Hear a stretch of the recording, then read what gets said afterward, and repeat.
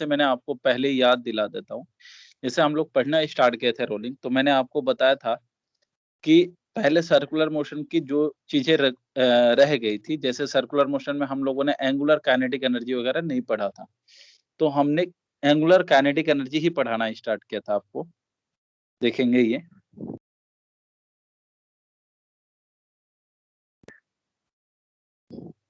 जैसे मैंने आपको बोला था, एंगुलर काइनेटिक एनर्जी की जो फार्मूला आया था हमारे पास, वो ये आया था 1/2 आई ओमेगा स्क्वायर। अब मैं आपसे पूछूंगा, जैसे ये मोमेंट ऑफ इनर्शिया तो अब आप कैलकुलेट करना सीख गए किसी भी सिस्टम का, ओमेगा अगर आपको गिवन होगी तो आप काइनेटिक एनर्जी निकाल लोगे या नहीं? बोलिए। Yes sir. चलो, एक ऐसे ही क्वेश्चन दिया गया, ये है एक डिस्क, आपसे पूछा गया ये डिस्क है, इसका एंगुलर काइनेटिक एनर्जी कितनी है? अगर ये यहाँ से ओमेगा से रोटेट कर रहा, मास है m और रेडियस r, इस एक्सिस के अबाउट एंगुलर काइनेटिक एनर्जी आपसे पूछा गया, या रोटेशनल काइनेटिक एनर्जी इसको बोलते हैं। जी बेटा बोले, रोटेशनल काइनेटिक एनर्जी कितनी है?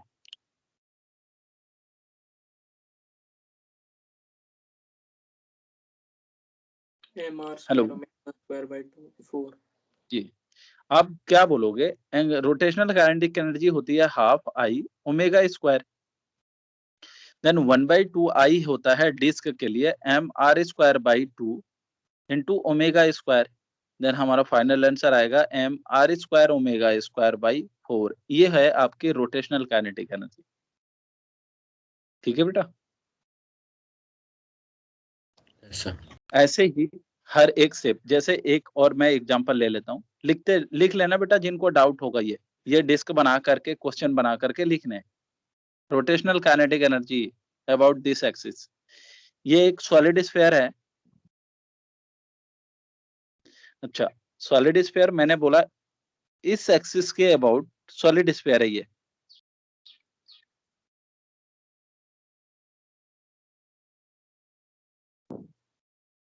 सॉलिड स्फीयर मास m रेडियस r, इस एक्सिस के अबाउट अगर ये ओमेगा से रोटेट कर रहा है, देन रोटेशनल काइनेटिक एनर्जी कितनी है?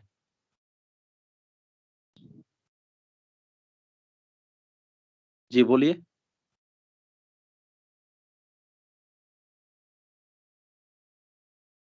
हाँ जी, कहाँ सो रहे हैं बेटा, बोलो।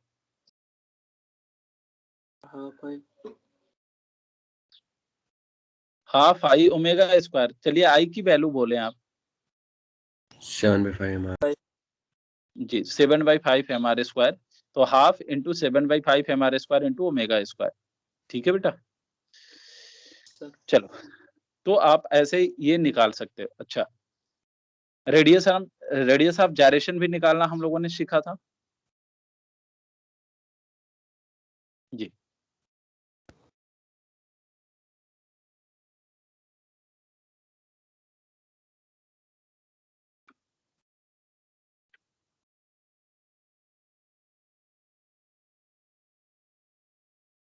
चलो बेटा सुनिएगा, अब हमें जो पढ़ना है वो है torque.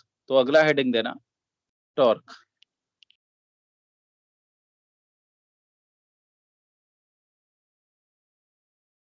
Torque, radius of any, radius of gyration. Radius of gyration मैंने आपको बताया था, चलो देख लो, फिर से सुन लेते हैं। जैसे किसी भी सिस्टम का रेडियस ऑफ जायरेशन निकालना है, तो होता क्या है, देखिए रेडियस ऑफ जायरेशन के लिए मैं एक एग्जांपल दे रहा हूं। जैसे ये एक सॉलिड स्फीयर है,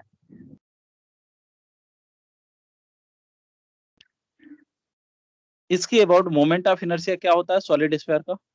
2/5 mr स्क्वायर। अच्छा, इसके अबाउट क्या होगा बेटा? 7/5 2/5 mr square plus mr square, है ना? यानी ये हम लिख सकते हैं 7/5 mr square. Clear? Yes sir. अच्छा, अब मैं कि इस सिस्टम का इसी एक्सिस के अबाउट रेडियस ऑफ जायरेशन कितनी होगी, तो आप क्या करोगे, एम के स्क्वायर लिखना, इसको कंपेयर कर देना मोमेंट ऑफ इनर्शिया के इक्वल, तो 7/5 mr² से कंपेयर कर देना, यानी मोमेंट ऑफ इनर्शिया जो इस एक्सिस के अबाउट मोमेंट ऑफ इनर्शिया आएगी उसको एम के स्क्वायर से कंपेयर करोगे और मास का टर्म हटा देना, जो के की वैल्यू आएगी उसी को हम बोलते हैं रेडियस ऑफ जायरेशन। ठीक है बेटा? Yes sir. जी, तो आप लिख लो ये टर्म अगर लिखना है तो। ये डायग्राम बनाए फिर मैं इसका डिफिनेशन बोल रहा हूँ। ये बना करके एग्जांपल रेडियस ऑफ जायरेशन लिखे।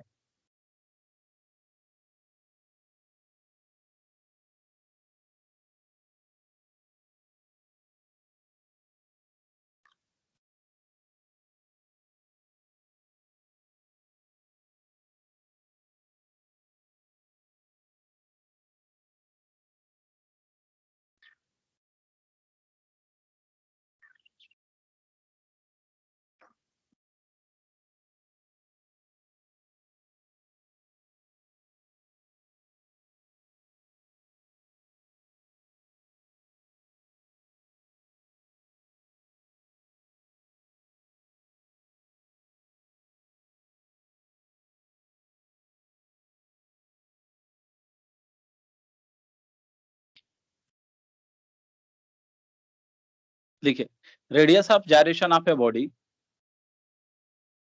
जल्दी करें थोड़ा, radius of gyration of a body about the axis of rotation, radius of gyration of a body about the axis of rotation is defined as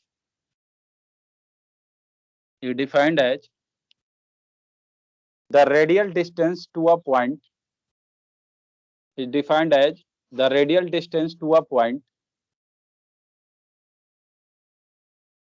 which would have a moment of inertia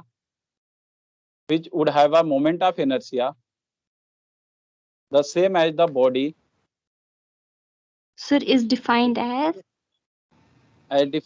the radial distance to a point is defined as a radial distance to a point which would have a moment of inertia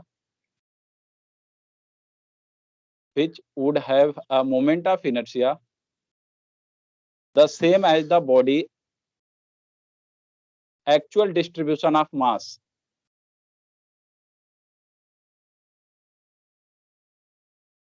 Inertia.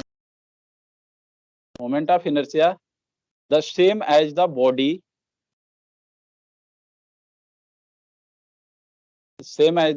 actual distribution of mass.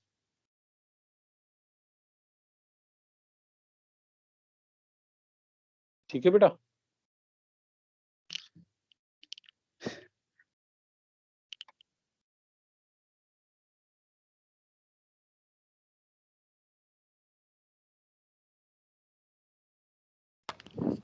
है ना? चलिए देखें, जैसे कोई भी system होगा, जैसे मैंने ये एक और सिस्टम देके बना के आपसे पूछ लेता हूँ।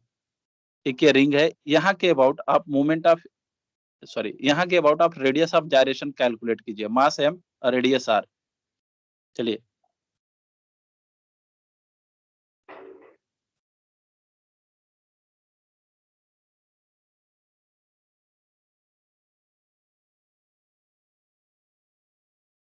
यहाँ के अबाउट रेडियस ऑफ जायरेशन बताएं,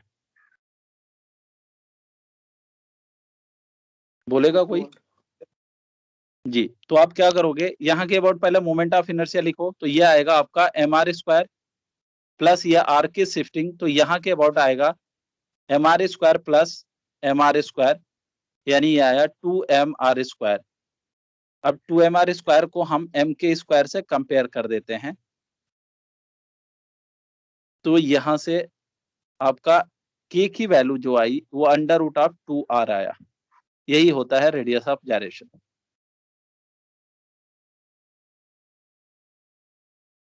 किसी को मॉड्यूल से कोई डाउट मोमेंट ऑफ इनर्शिया में? जी बोले बेटा, जल्दी बोले, फिर मैं अगला टॉपिक पढ़ाऊंगा ना। चलिए अगला टॉपिक लिखिए आप, टॉर्क।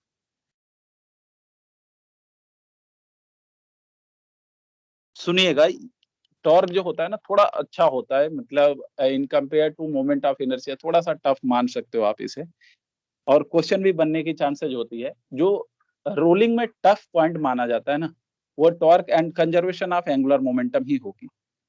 बाकी इसके बाद नीट लेवल की रोलिंग टफ नहीं होती है। नीट लेवल में जो आपको रोलिंग में होती है वो सिंपल ही होता है, बट हम लोग करेंगे पूरी चीजें। तो लिखेंगे टॉर्क होता क्या है। तो सुनो, जैसे कोई एक बॉडी है, ये एक पॉइंट के अबाउट हिंज है। हिंज मतलब यहाँ के अबाउट ये रोटेट कर सकती है।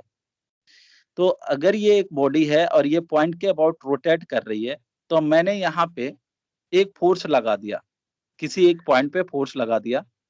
तो जो टॉर्क होता है वो होता है, ये फोर्स की कैपेसिटी को बताता है कि ये फोर्स इस बॉडी को की रोटेशनल मोशन को कितना चेंज कर रहा है।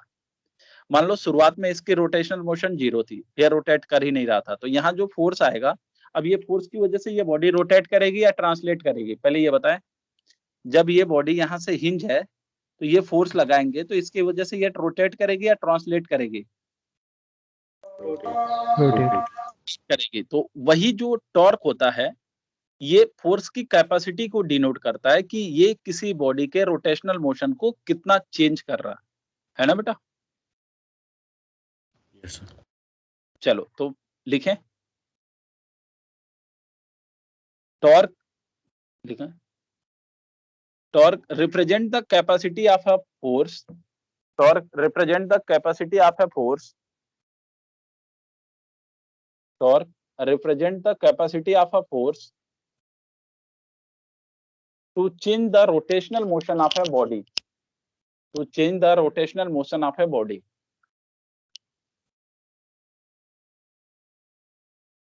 Torque represent the capacity of a force to change the rotational motion of a body. चलिए सुनते जाएंगे अभी।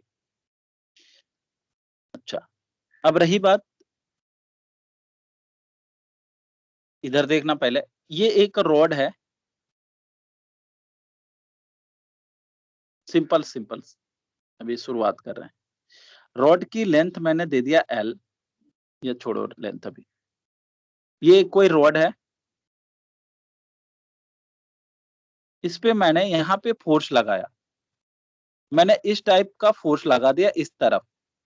अब ये बताओ आप कि ये फोर्स इस रॉड को रोटेट कराएगा या नहीं कराएगा, और कराएगा भी तो कौन सी डायरेक्शन में रोटेट कराने की कैपेबिलिटी है इसमें? सर क्लॉकवाइज में। तो आप कहोगे कि अगर ये इस पॉइंट के अबाउट हिंज है, अगर आपको फील नहीं आ रहा है तो आप मान लो ये पेन बना लेना, जो रॉड है ना बेटा, इस टाइप में एक पेन रखो अपना, और इस पॉइंट के अबाउट आप उसे हिंज कर लो, यानी पकड़ लो, और दूसरे पॉइंट पे एक फोर्स लगा दो F। तो ये फोर्स कर क्या रहा है? तो ये फोर्स इस रॉड को रोटेट करा रहा है। अब मैं आपसे यही पूछूंगा कि ये जो फोर्स है रॉड को किस डायरेक्शन में रोटेट कराएगी, तो आप कहोगे कि इस डायरेक्शन में, यानी ये डायरेक्शन को हम लोग बोलते हैं क्लॉकवाइज। आया समझ? तो ये फोर्स इस रॉड को क्लॉकवाइज डायरेक्शन में रोटेट कराने की कैपेबिलिटी रखती है। क्लियर है बेटा? Yes sir. अच्छा, सुनते जाना अभी। अगला एग्जांपल अगर मैं ये लूं, जैसे मैंने बोला ये एक फोर्स है, क्या ये फोर्स इस रॉड को रोटेट कराने में कैपेबल है या नहीं? No sir. तो आप कहोगे कि ये जो फोर्स है ये रॉड को रोटेट नहीं कराएगा। आप खुद ही देखो, ये रॉड अगर यहाँ के अबाउट हिंज है, थोड़ा प्रैक्टिकल डेटा, ये आप सोच के भी बोल सकते हैं कि ये जो फोर्स है इसको रोटेट नहीं कराएगा। अच्छा, अगर मैं ये बोलूं कि ये वाला फोर्स क्या रोटेट करा पाएगा या नहीं, इधर एक फोर्स लग रहा है अंदर की तरफ, ये रॉड को रोटेट कराएगा या नहीं कराएगा? No sir. तो ये भी रोटेट नहीं करा पाया, यानी यहाँ भी टॉर्क 0, जहां रोटेट नहीं हुआ वहां टॉर्क हम लिखेंगे 0।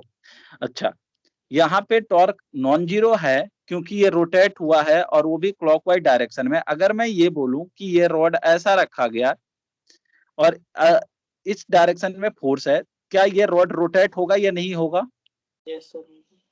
किस डायरेक्शन में होगा? Anti clockwise direction. तो यहाँ भी टॉर्क नॉन जीरो होगी और ये होगी एंटी क्लॉकवाइज डायरेक्शन। अब सुनिएगा, एंटी क्लॉकवाइज डायरेक्शन को हम लोग बोलते हैं आउटसाइड डायरेक्शन, या इसको अगर हम पॉजिटिव निगेटिव में बात करें तो ये होती है पॉजिटिव टॉर्क। तो एंटी क्लॉक बोलो या आउटसाइड बोलो या प्लस बोलो, ये तीनों एक ही बात होती है। क्लॉकवाइज को बोलते हैं इनसाइड,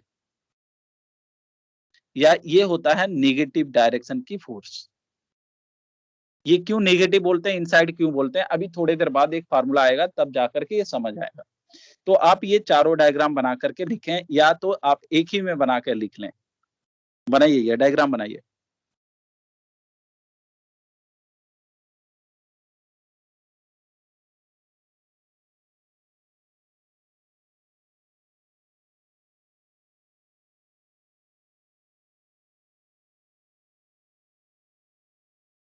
मिर रियायत,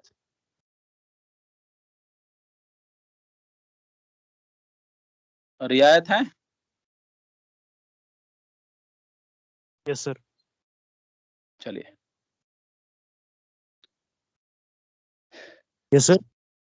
जी जी, कुछ नहीं, बस ऐसे ही पूछा था कि आप हैं कि नहीं। बना लिया?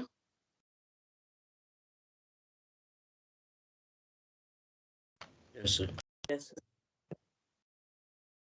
अब थोड़ा ध्यान देना, एक और ऐसे एग्जाम्पल ही पूछ रहे हैं।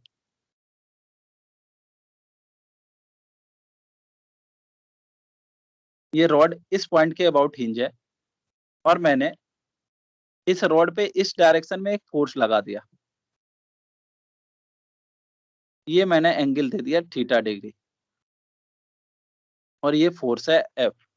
अब आप मुझे बताओ, ये फोर्स का कौन सा कंपोनेंट टॉर्क देने के काबिल है? तो आप इस फोर्स का दो कंपोनेंट पहले तो निकालो। एक तो इधर कंपोनेंट बनेगा, ये होगा F cos थीटा, और एक इधर कंपोनेंट बनेगा, ये होगा F sin थीटा। एक्चुअल में ये यहाँ पे नहीं लग रहे हैं, ये जहां पे जिस पॉइंट पे लग रहे हैं उसी पॉइंट पे हम लोग देखेंगे। तो लग तो यहाँ पे रहा ना बॉडी पे, तो ये इधर आया F cos थीटा और ये इधर आया F sin थीटा। अब मुझे आप बता दो, इतने चार जो डायग्राम हमने पहले पढ़ाया अभी आपको, इनमें से F cos theta and F sin theta में कौन सा फोर्स टॉर्क देगा? Cos theta. F cos theta torque देगा, F sin थीटा टॉर्क नहीं देगा। अब ये बताओ, जैसे हम लोगों ने यहां भी देखा कि ये टॉर्क नहीं दे रहा था, अब उसके पीछे लॉजिक क्या है? तो हम ये बोलेंगे कि जब कोई फोर्स एक्सिस ऑफ रोटेशन से पास हो जा रहा है, देखो ये भी क्या है, अगर इधर जा रहा है तो हम ये मान सकते हैं कि ये फोर्स बहुत पहले कहां से पास हो रहा होगा, एक्सिस ऑफ रोटेशन से। यानी फोर्स को बढ़ाओगे तो वो एक्सिस ऑफ रोटेशन से निकल जाएगी। तो अगर कोई फोर्स एक्सिस ऑफ रोटेशन से पास होती हुई नजर आएगी तो वो फोर्स टॉर्क नहीं देगी। क्यों बेटा, आया बात ये समझ? Yes sir. जी। तो आप ये जो भी डायग्राम बनाए ये भी बना करके लिखिएगा। Torque due to F sin theta, इसका टॉर्क जो आएगा, टॉर्क को हम ऐसे डिनोट करेंगे, टाउ बनाते हैं ये, इसको बोलते हैं टाउ। तो torque due to F sin theta 0 होगा, बिकॉज रीजन क्या है, F sin theta passes through axis of rotation।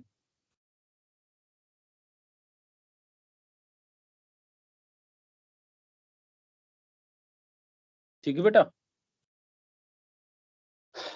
चलिए, तो हम लोगों ने अभी टॉर्क देखा, टॉर्क होता क्या है, ये किसी फोर्स की कैपेसिटी को डिनोट करती है कि ये फोर्स उस बॉडी की रोटेशनल मोशन को कितने से चेंज कर रही है।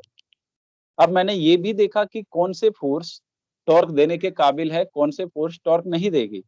तो ऐसे भी फोर्स आए जो एक्सिस ऑफ रोटेशन से पास हो रहे थे, वो टॉर्क नहीं दे रहे थे। बाय प्रैक्टिकल ये हम लोगों ने देखा।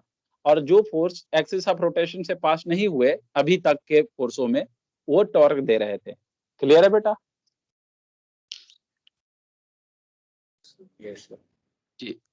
अच्छा, अब अगला लिखिएगा, मैग्नीट्यूड ऑफ टॉर्क।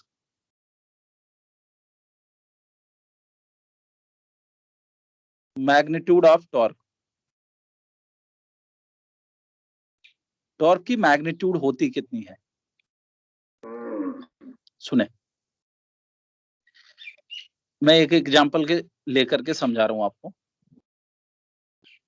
जैसे मैंने बोला, ये कोई रोड है,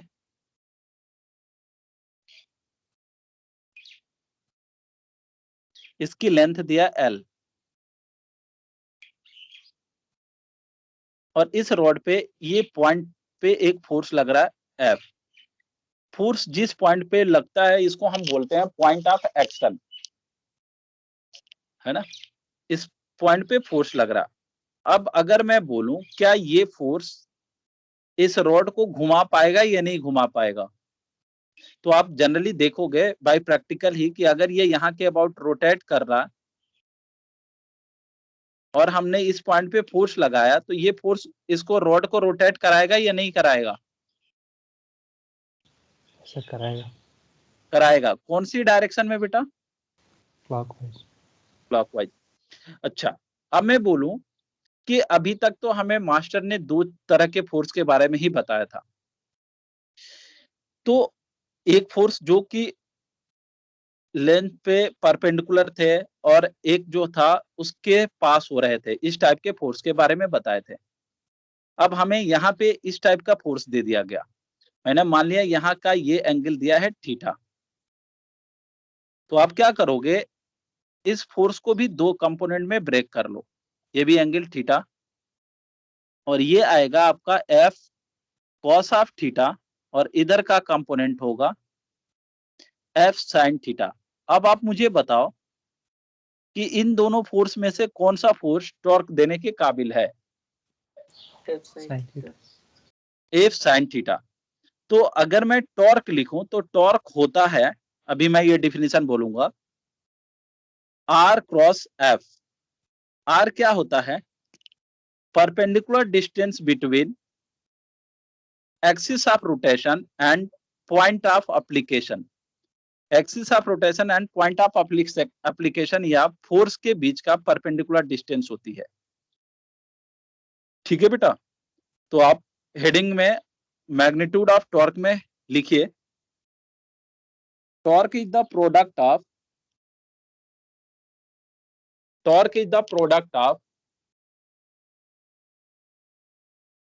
force and torque is the product of force and perpendicular distance between axis of rotation and force.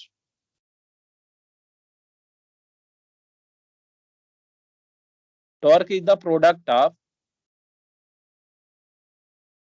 force and perpendicular distance between axis of rotation and force. Force के बगल में आप पॉइंट ऑफ एक्शन भी लिख सकते हैं।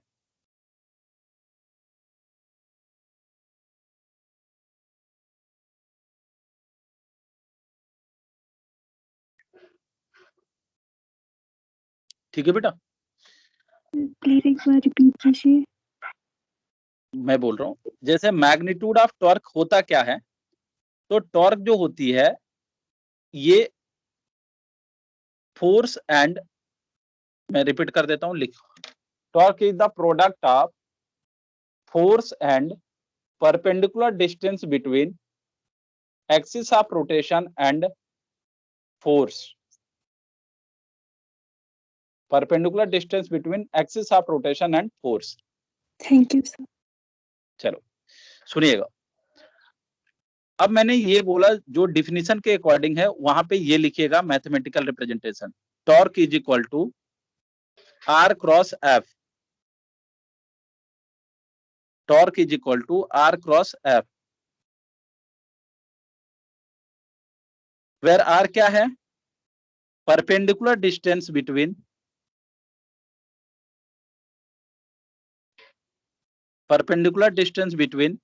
Axis of rotation and force.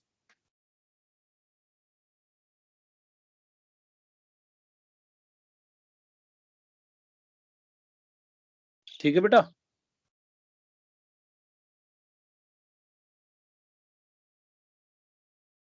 Sir चलो अब सुनिएगा, अगर हम ऐसे डायग्राम बनाइएगा, ये जो डायग्राम मैंने बनाया था ना, ये बनाओ,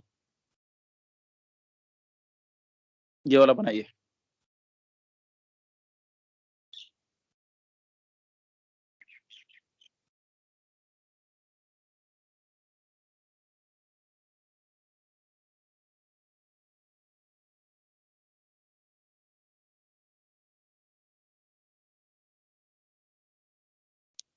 बनाया, इस पॉइंट को हम लिख लेते हैं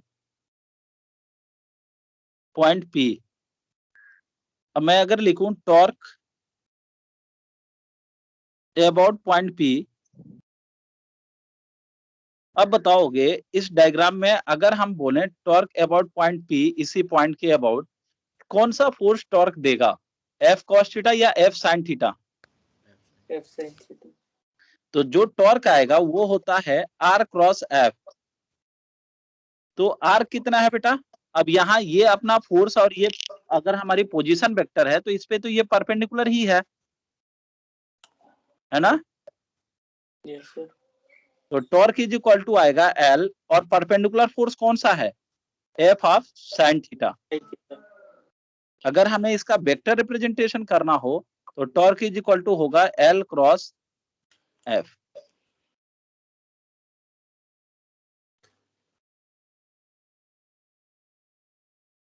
बनाइए,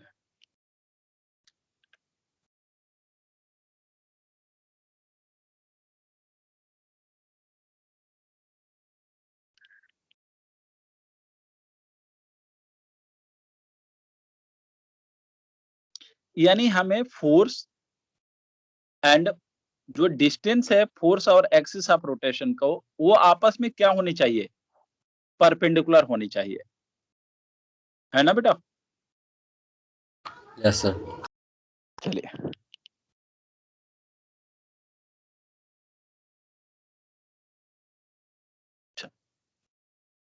अगला थोड़ा सा और डिफिनीशन में इसमें ये भी बाकी है कि टॉर्क किस टाइप की क्वांटिटी होती है, बोलिए कैसी क्वांटिटी होती है? वेक्टर। ये वेक्टर क्वांटिटी होती है। यूनिट क्या होगा इसका, न्यूटन मीटर, और डायमेंशन की बात करें तो ml² t पे -2।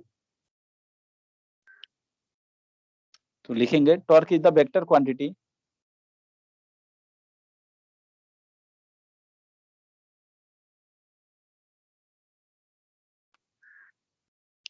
Torque is the vector quantity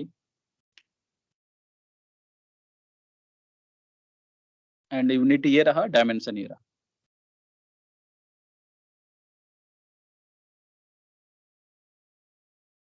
ठीक है बेटा,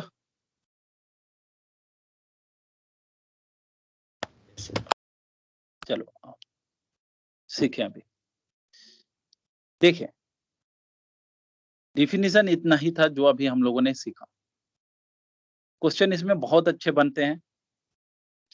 जैसे मैंने ये क्वेश्चन दिया था या जो अभी मैंने प्रूफ कराया था उसमें टॉर्क में मैंने ये कहा टॉर्क निकालना सीखते हैं आप।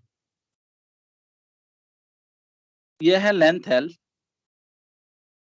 और ये रहा थीटा, एंगल थीटा, और मैंने फोर्स इस पे इस डायरेक्शन में लगा दिया। तो हम बोलेंगे इस पॉइंट के अबाउट टॉर्क कितना रहा। तो सुनेंगे आप, टॉर्क के लिए हम लोग लिखते हैं R क्रॉस F। ये R क्या होनी चाहिए, F पे परपेंडिकुलर होनी चाहिए। तो हम इसमें दो काम कर सकते हैं, या तो हम फोर्स को दो कंपोनेंट में ब्रेक कर लें, ये F है तो इधर आएगा ये F cos थीटा और ये होगा F sin थीटा। तो जो हमारा टॉर्क आएगा वो आएगा L cross of F sin theta, यानी LF sin theta. Sir L के कंपोनेंट में हाँ कर सकते हैं वो, वही मैं अभी बताने के लिए किया ये। तो हमने F को कंपोनेंट निकाल के कर सकते हैं ये तो, या अल्टरनेट हम ये भी कर सकते हैं। कभी कभी क्वेश्चन में ये वाला जो अभी करने जा रहा हूं यही आसान हो जाता है, इसमें भले ही आपको टफ लगे लेकिन दोनों आपको आना चाहिए। हमें ये दिया था फोर्स और ये रहा L, ये रहा एंगल थीटा। अब हमें टॉर्क निकालनी है तो हम करेंगे क्या कि ये जो फोर्स वाली लाइन है ना बेटा, फोर्स वाली लाइन को हम आगे या पीछे बढ़ा सकते हैं। यही है फोर्स का लाइन। और जो एक्सिस ऑफ रोटेशन है यहां से हम परपेंडिकुलर ड्रॉ कर दें, इस लाइन पे फोर्स की लाइन पे परपेंडिकुलर ड्रॉ कर दें। अब ये हमें लेंथ चाहिए थी, यही लेंथ है परपेंडिकुलर। अगर हम सिर्फ फोर्स को ऐसे रहने दें तो हम क्या करें, लेंथ को ही परपेंडिकुलर निकाल लें। तो लेंथ अगर ये L है तो फोर्स को हमने आगे पीछे बढ़ा लिया ऐसे। अब इस फोर्स पे हमने परपेंडिकुलर ड्रॉ किया कहां से, एक्सिस ऑफ रोटेशन से। अब ये लेंथ निकाल लेते हैं। ये लेंथ निकालिए, ये एंगल अगर थीटा है तो ये भी एंगल थीटा होगा और ये लेंथ L दिया हुआ है, देन ये क्या आएगा बेटा, L sin थीटा। अब इस केस में अगर हम टॉर्क लिखें तो यही, अब देखो फोर्स अपना ये रहा, ये फोर्स इस लेंथ पे परपेंडिकुलर है तो हमें परपेंडिकुलर ही लेना है, यानी torque is equal to L sin theta into F लिखें तो मैग्नीट्यूड ऑफ टॉर्क यहां से भी सेम ही आएगा। ठीक है बेटा, तो आप दो चीजें कर सकते हैं, या तो फोर्स का दो कंपोनेंट कर लो जो इजी लगेगा वो आपको, या फोर्स की लाइन को आप आगे या पीछे बढ़ा सकते हैं लेकिन डायरेक्शन नहीं चेंज करनी है, सिर्फ वैसी लाइन में आगे पीछे बढ़ा लेंगे और जो एक्सिस ऑफ रोटेशन है उस पॉइंट से उस लाइन पे परपेंडिकुलर ड्रॉ कर लेंगे और जो परपेंडिकुलर लेंथ आएगी वही मल्टीप्लाई करके टॉर्क निकाल लेंगे। चलिए ये भी अल्टरनेट में लिख लें वहीं पे सॉल्यूशन में। इसके बाद मैं आपको क्वेश्चन दिखा रहा हूं।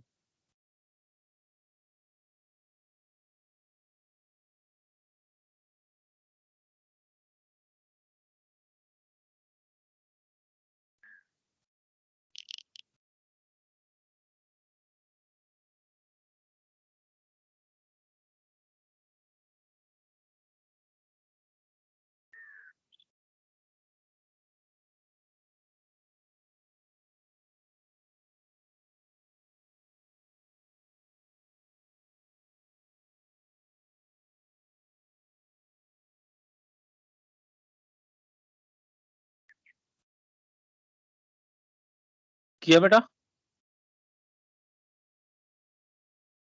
सर जी चलिए देखिए। अच्छा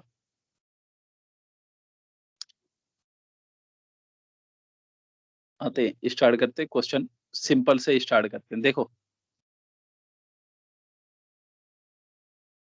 ये एक रॉड ये पॉइंट के अबाउट रोटेट कर सकता है, इस पॉइंट को हमने पी ले लिया। सिंपल सा एकदम बच्चों वाला क्वेश्चन। मैंने ये दे दिया 10 न्यूटन का फोर्स, यहां से ये डिस्टेंस है 5 मीटर। आपसे मैंने पूछा कि टॉर्क अबाउट पॉइंट पी कितना होगा। रॉड की कोई मास नहीं है, मासलेस रॉड है ये, 15 न्यूटन मीटर। 50 लाइट रॉड है, रॉड का मास आप नहीं कंसीडर करेंगे अभी। तो आप बोलेंगे टॉर्क इज इक्वल टू होता है फोर्स इंटू परपेंडिकुलर डिस्टेंस। तो ये फोर्स रहा आपका 10 न्यूटन का और यहाँ से ये परपेंडिकुलर डिस्टेंस है 5, देन 10 इंटू 5 यानी 50। अच्छा ये बताओ 50 न्यूटन मीटर। डायरेक्शन किधर होगी इसकी? क्लॉकवाइज। क्लॉकवाइज।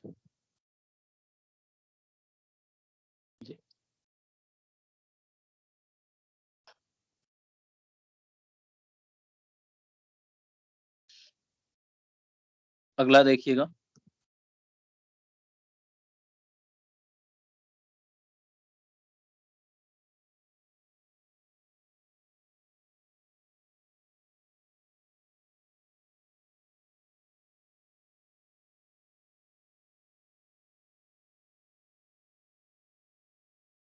रियायत।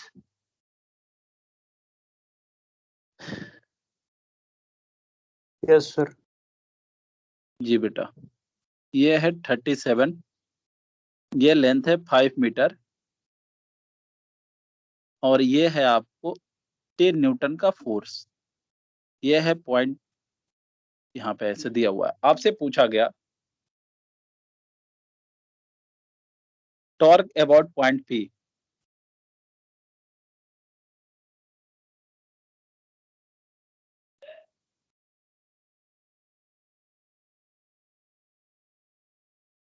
जी बोले, torque about point P. 30। 30 Newton. आप क्या करोगे, ये फोर्स का दो कंपोनेंट करोगे। एक तो इस डायरेक्शन में, अगर ये 10 है, ये 37, तो ये 10 cos ऑफ 37, और एक इस डायरेक्शन में 10 sin ऑफ 37। आप बताओ कौन सा फोर्स टॉर्क देगा? तो आप बोलोगे 10 sin 37, है ना बेटा? चलो, तो torque about point P 10 sin of 37 into perpendicular distance है 5, यानी 10 3/5 इंटू 5, यानी 30 newton metre in clockwise direction. Clockwise को बोलते क्या है? इनसाइड, है ना बेटा? Yes sir. का राइट हैंड रूल लगा करके, राइट हैंड रूल लगाएं, और हमने ये डायरेक्शन मतलब क्रॉस प्रोडक्ट का डायरेक्शन निकालें, तो वो इनसाइड ही आएगा। आता है आपको राइट हैंड रूल से क्रॉस प्रोडक्ट का डायरेक्शन निकालना? जैसे हम लोग वेक्टर में, ये मैंने आपको बताया था ए क्रॉस बी करके।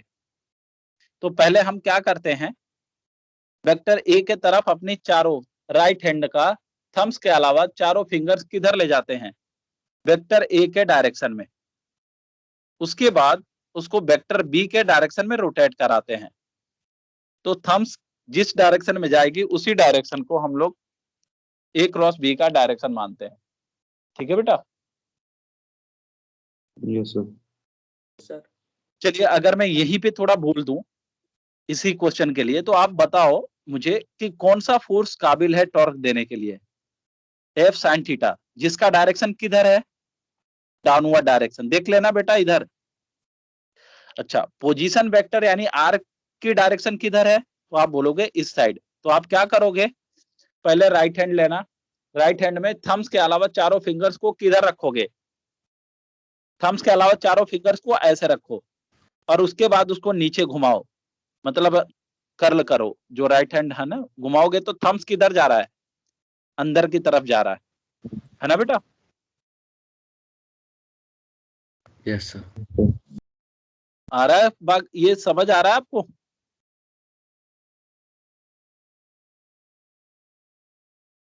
बोलो बेटा, आ रहा है ये समझ या नहीं आ रहा? Yes sir. चलो, तो ये आया तो ठीक, वरना आप ये भी याद रखेंगे क्लॉकवाइज मतलब इनसाइड, क्योंकि ये हम अभी दिखा नहीं सकते ना ऑफलाइन में, ऑनलाइन में है। चलिएगा,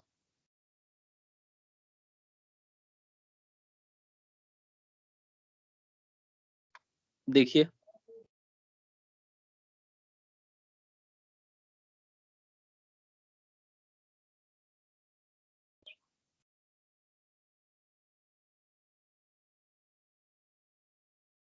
F = 10 न्यूटन, ये है 2 मीटर की डिस्टेंस पे,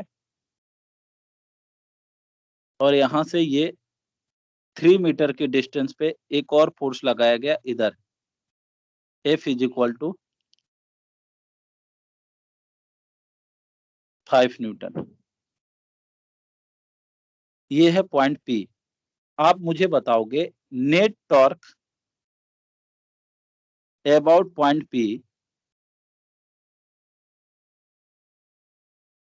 चलिए net torque about point B बताइए, विद डायरेक्शन बोलिएगा आप। दीवा,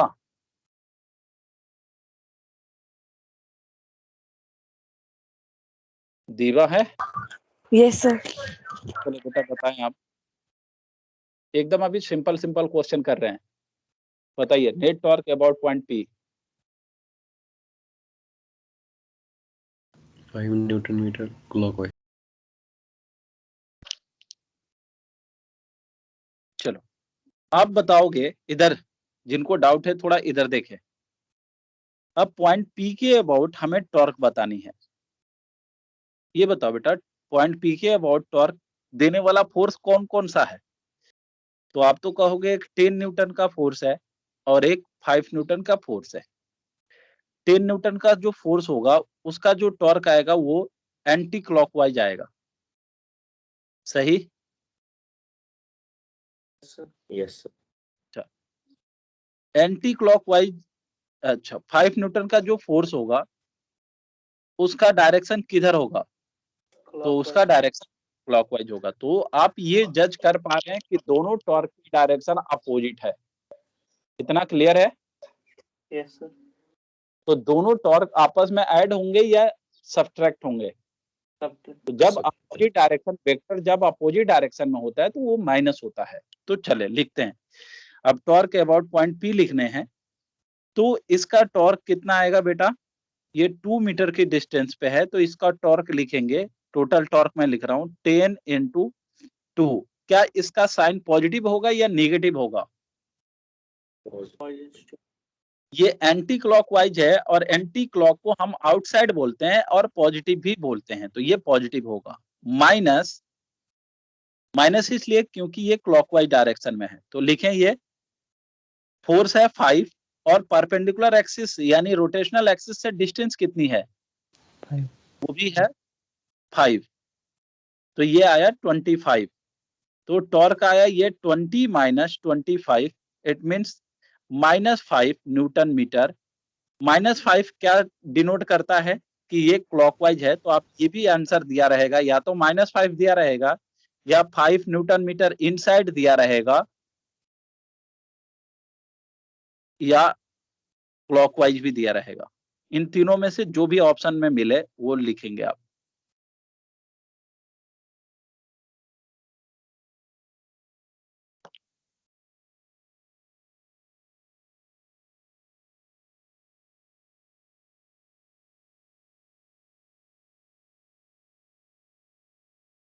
चले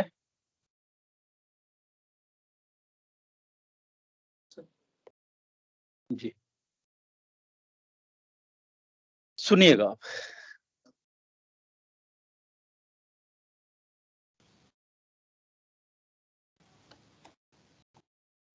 बेटा ये एक रॉड है, कर लिए बहुत सारे क्वेश्चन इस टाइप का, थोड़ा अलग। ये एक रॉड है, इस पॉइंट के अबाउट ये हिंज है। रॉड मासलेस है, मासलेस रॉड है, ये light rod, and length of rod दिया है L। मेढक जानते हो? मेढक, मेढक तो कुदकता है। कोई रेंगने वाले कीड़ा के नाम बताओ जो रेंगता हुआ है। अर्थवर्म। कॉकरोच। चलो ये कॉकरोच तो उसका मास थोड़ा कम हो जाएगा ना, चलो लिख लेते हैं। ये एक ऐसा कीड़ा है जिसका मास है m और ये इधर से रेंगते हुए जा रहा है एक कांस्टेंट वेलोसिटी से।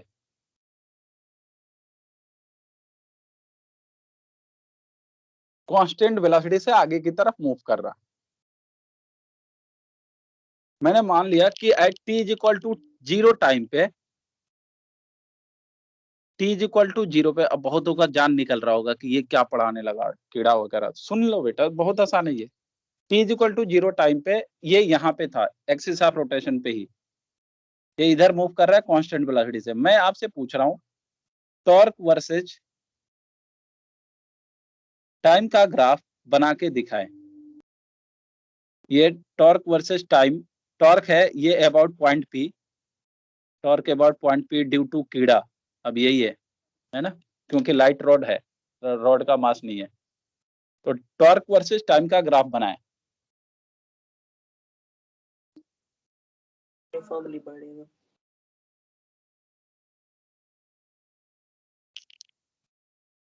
फराना यस सर। कैसा बनेगा? शायद लीनियर। लीनियर बनेगा। एक बच्ची ने बोली लीनियर बनेगा, बहुत सही। अच्छा लीनियर तो बन गया, कितने टाइम तक बनेगा ये भी तो बता दो। कीड़ा जाके यहाँ रुक जाएगा फाइनली, ये नहीं सुसाइड नहीं करना है उसको। बोलो टाइम बताओ। सर ये ग्रेविटेशन फील्ड में L/V। ले बहुत सही पूछा। हाँ बेटा ग्रेविटेशनल फील्ड में है, mg का फोर्स तो लग ही रहा है अभी, है ना yes sir, Ayaan? Yes sir, yes sir. ठीक। तो ये कब तक होगा, कब तक बढ़ेगा? L/V टाइम तक। अच्छा ये बताओ इस लाइन का स्लोप क्या आएगा? अगर हम थीटा पढ़ें तो tan ऑफ थीटा क्या होगा?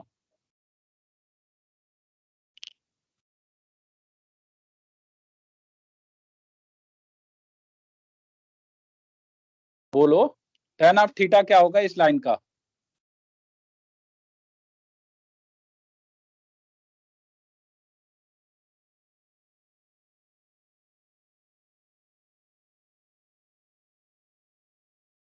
यार तुम लोग इतने शांत क्यों हो गए?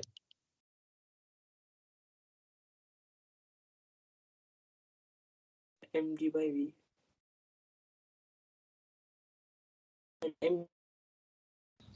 MGV। mgv बिल्कुल सही। आप मान लो कि एट टी टाइम पे, चलिए आइए देखिए बाकी लोग भी जिनको डाउट है, अगर हम लिखें at time T, at time T ये कीड़ा कहाँ रहेगा बेटा? यहीं रहेगा या आगे चला होगा?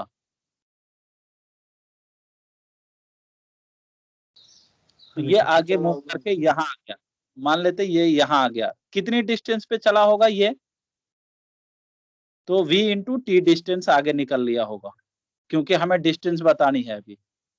तो ये टी टाइम पे इसकी वेलोसिटी कांस्टेंट है, तो ये कितनी डिस्टेंस आगे आई होगी? v इंटू टी, और इसका mg का फोर्स इधर लग रहा है। देन टॉर्क जो लिखूंगा मैं वो आएगा mg into v into T. यही है ना बेटा डिस्टेंस? अच्छा मैंने बोला इसका ग्राफ बनाना है टॉर्क वर्सेस टाइम का, तो torque is directly proportional to time आया, और यहां से अगर हम स्लोप की बात करें तो स्लोप आया था आपका mgv, है ना बेटा?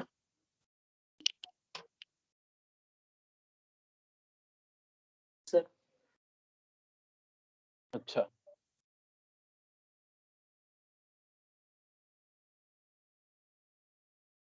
अच्छा ये बताओ अगर मैं ये बोला होता कि ये कांस्टेंट एक्सेलरेशन से जा रहा है, तब इसकी ग्राफ कैसे बनाते आप?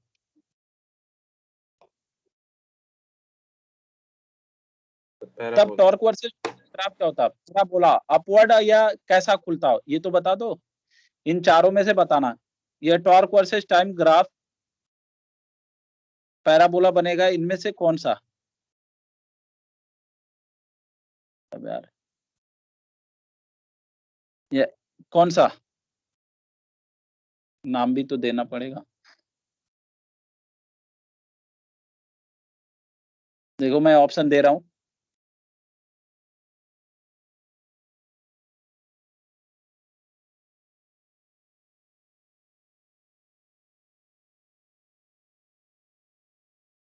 ये टॉर्क टाइम, ये टॉर्क टाइम, ये टॉर्क एंड टाइम, ये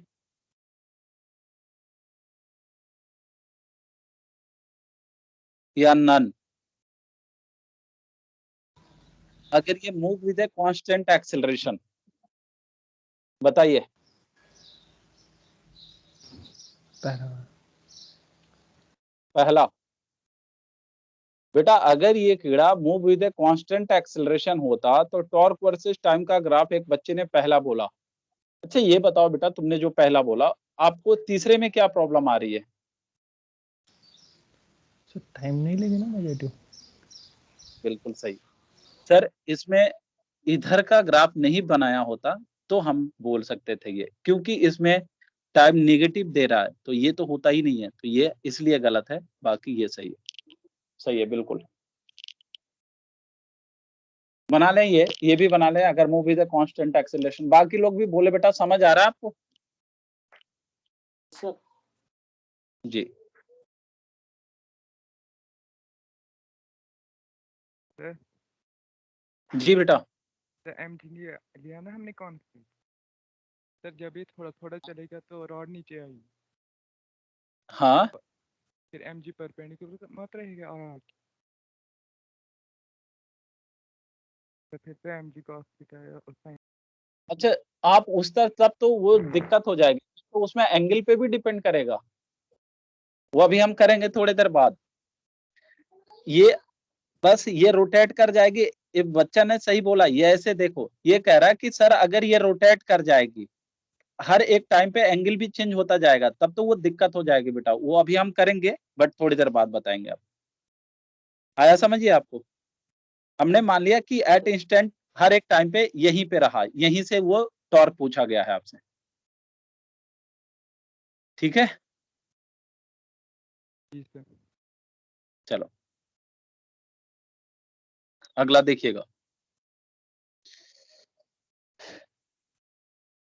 सुने। ये एक ब्लॉक मास m का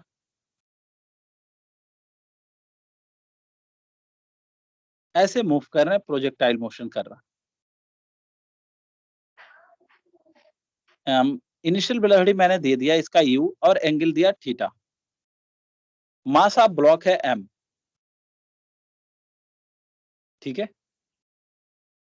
बनाइए डायग्राम। आपसे पूछा गया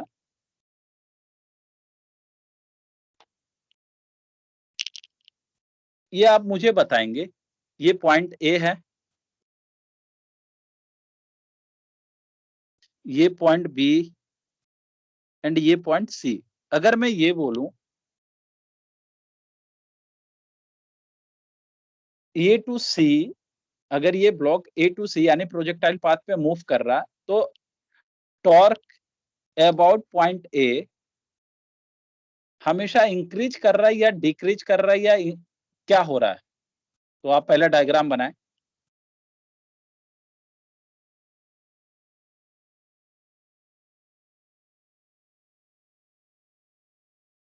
डायग्राम बनाएं आप।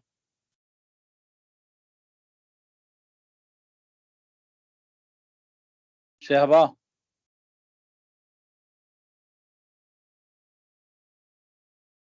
चलिए अभी रुकिए, आप लोगों को कॉल करवाना जरूरी है।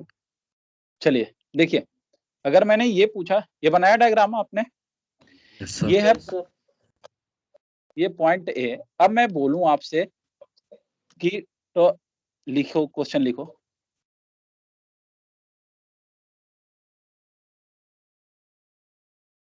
Torque about point A, torque about point A, option पहला ऑलवेज इंक्रीज या इंक्रीज कॉन्टिन्यूसली, दूसरा डिक्रीज कॉन्टिन्यूसली, तीसरा फर्स्ट इंक्रीज देन डिक्रीज, चौथा first decrease then increase, and पांचवा none of these.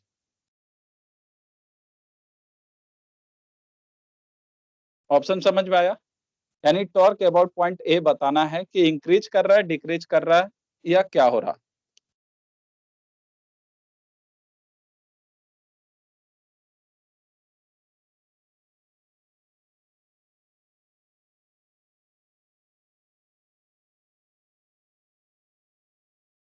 Zuhaib, question समझ आया कि नहीं पहले? पहले जुहैब, पहले सर तीसरा ऑप्शन क्या है? देखो बेटा, मैंने बोला increase continuously, decrease continuously, first increase then decrease, चौथा होगा first decrease then increase.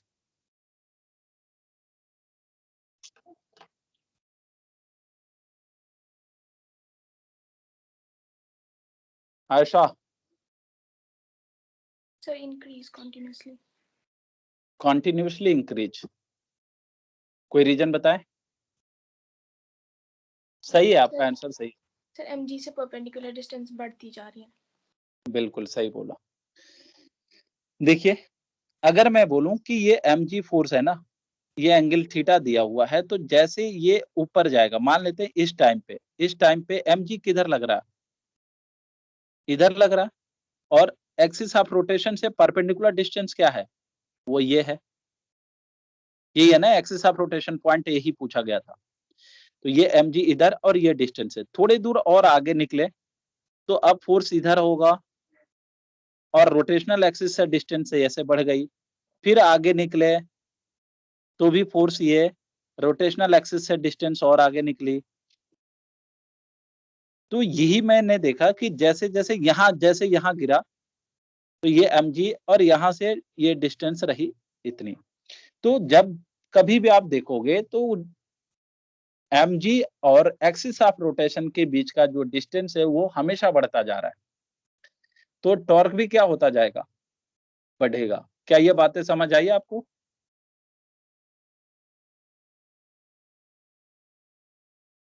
Yes yes sir. Sir. Hello, Yes, sir. अच्छा, तो आप क्या बोलोगे?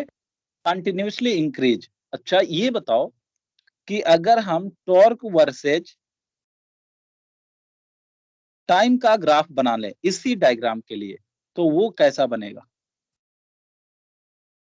टॉर्क वर्सेज टाइम का ग्राफ बनाएं तो वो कैसा बनेगा?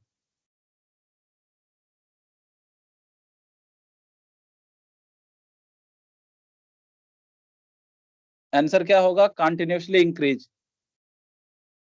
टॉर्क जो था वो ऑलवेज इंक्रीज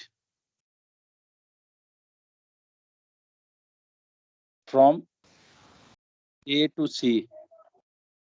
जी, अब इसका टॉर्क वर्सेस टाइम का ग्राफ बनाएं अबाउट पॉइंट ए। मान सर लीनियर बनेगा ना? लीनियर बनेगा, लीनियर बनेगा पक्का? Yes sir.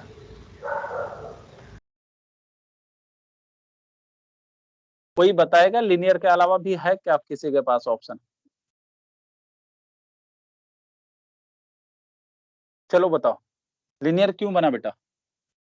सही है आपका आंसर। सर वेलोसिटी है ना कांस्टेंट इस एक्सिस पे। इधर भी u cos थीटा ही है, वो हमेशा कांस्टेंट होती है, और t के साथ डिस्टेंस जो बढ़ेगा, मान लेते हैं t टाइम पे जो डिस्टेंस है हॉरिजॉन्टल डायरेक्शन की डिस्टेंस, वो होगी आपकी, जो अगर हम टॉर्क लिखें t टाइम पे तो वो mg इनटू डिस्टेंस होगी u cos theta into t। क्यों बेटा? हाँ जी बोले। Yes sir. जी, तो इसका जो भी डिस्टेंस, इसका भी जो ग्राफ आएगा वो भी लिनियरली बढ़ेगा, और कब तक बढ़ता जाएगा? फ्लाइट टाइम तक, 2u sin थीटा बाई जी, है ना बेटा? और इसका भी स्लोप अगर हम लिखें तो ये स्लोप है alpha, then tan of alpha किसके बराबर होगा? mgu cos ऑफ थीटा के बराबर। बेटा ज्यादा तो नहीं हो रहा है ना? नहीं, खेलो, बस जितना खेल सको खेलो इसमें। Numan, Yes, sir. आ रहा है बेटा समझ? Yes. जी, चलिए।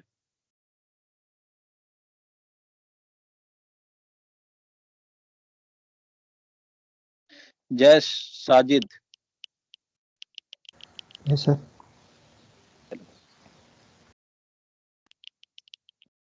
तो इसमें टॉर्क हमेशा बढ़ता जा रहा है और टॉर्क वर्सेस टाइम का ग्राफ बनाएंगे तो वो यही आएगा। अच्छा, मुझे एक और इच्छा आ गई, फाइंड, इसी में लिख लेंगे, स्टार बना के ही लिखें, torque when particle reach at maximum height, torque about point A, ऐसे लिखा, torque about point A when particle reach at maximum height. Madiha बताएंगे बेटा आप, torque about point A when particle reach at maximum height.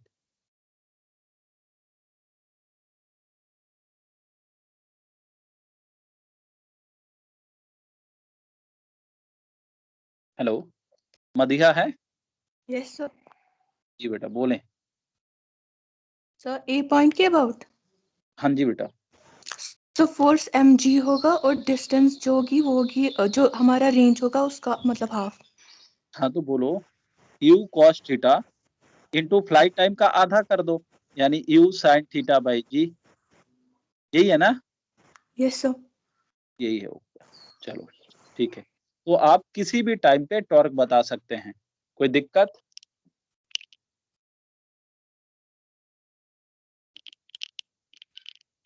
चलिएगा, एक और question कर लेते हैं आज। किसी को डाउट तो नहीं है ना बेटा इसमें? No sir. चलो अगला देखे, मीर रियायत, काफी देर से नाम नहीं लिया बेटा आपका, है या Yes, sir. चलेगा? सर यस सर यही हूँ। चलो ठीक है बेटा, एक और क्वेश्चन मीर रियायत आपके लिए।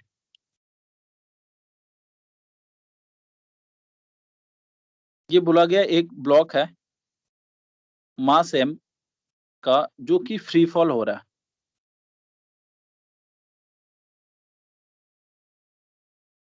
अच्छा यहां से फ्री फॉल हो रहा है, आप यहाँ पे हैं मीर रियायत, यहां से 5 मीटर की डिस्टेंस पे, इसके लाइन ऑफ फॉलिंग जो है ना उससे 5 मीटर डिस्टेंस पे मीर रियायत है, ये मैन है कोई। मैं आपसे पूछ दिया कि टॉर्क वर्सेस टाइम का ग्राफ बनाइए, टॉर्क वर्सेस टाइम का ग्राफ बनाना है, बट टॉर्क किसके अबाउट बनाना है? About man, torque about man.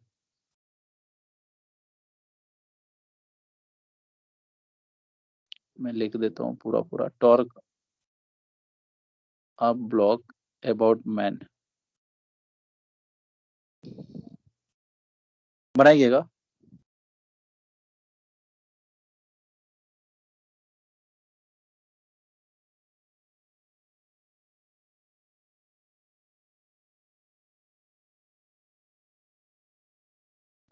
जी कोई भी बता सके?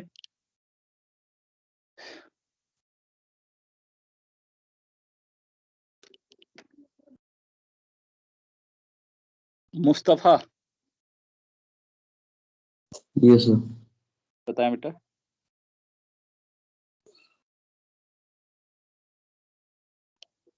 अच्छा ये बताओ आप, टॉर्क मैन के अबाउट बढ़ रहा है या घट रहा है? बिल्कुल सही बोला, ये बच्चे ने कहा कि कांस्टेंट ही रहेगा, बिल्कुल सही, क्योंकि हमें क्या मतलब है mg, हमें वेलोसिटी से तो कोई मतलब नहीं है, इसका mg का फोर्स यही रहा और वो हमेशा इसी लाइन पे होगी mg का फोर्स। अब ये नहीं है कि g वेरिएबल होती है तो हम उसे कांस्टेंट लेके ही पढ़ेंगे, तो यही हम पढ़ेंगे कि mg का फोर्स यही रहा और हमेशा परपेंडिकुलर डिस्टेंस क्या रही? 5 मीटर ही रहा। देन टॉर्क अबाउट मैन जो आएगा वो होगा mg इंटू 5 और ये टाइम के अकॉर्डिंग कांस्टेंट है, तो आप ऐसा ग्राफ बना लो। आया समझ? चलिए Yes. इतना ही रहने देते हैं, कल आपका टेस्ट है, पेपर टाइम से पहले सबमिट करें।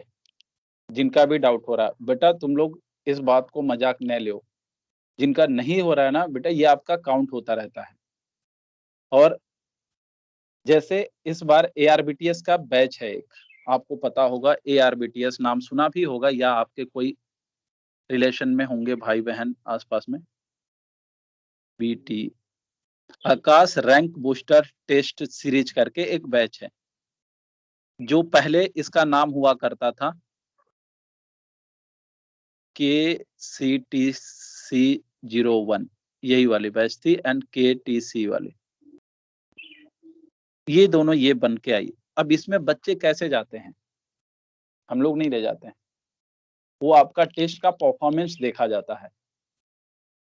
और इसमें क्या होता है कि कुछ एक्स्ट्रा टेस्ट सीरीज कराई जाती है, डाउट क्लियरिंग होती है, इनका अलग अभी भी हम लोग पर डे इनका टेस्ट होता अभी, ठीक है। वो भी आकाश दिल्ली से पेपर जाता है उनका बन के, वहां से होता है, पूरा ऑल ओवर इंडिया ये सब चीजें होती रहती हैं। जो सिलेक्टेड स्टूडेंट होती हैं उनको पर डे टेस्ट होता है, बाकी AITS लेवल टेस्ट हुआ संडे सैटरडे वो तो होना ही है। तो इसमें वही बच्चे सिलेक्ट होते हैं जो जिनका परफॉर्मेंस सही रहता है, यानी वो पूरे आपके टेस्ट पे डिपेंड करता है। तो आपका सबमिट नहीं हो रहा वो उस समय कोई नहीं देखेगा, है ना। तो विद इन टाइम आप 1-2 मिनट पहले अलार्म लगा लें, अगर आपको डाउट हो रहा है तो जैसे 2-3 मिनट पहले का अलार्म लगा लें, सबमिट करें टाइम पे ही, ठीक है बेटा। चलो ठीक, चलिए बाय।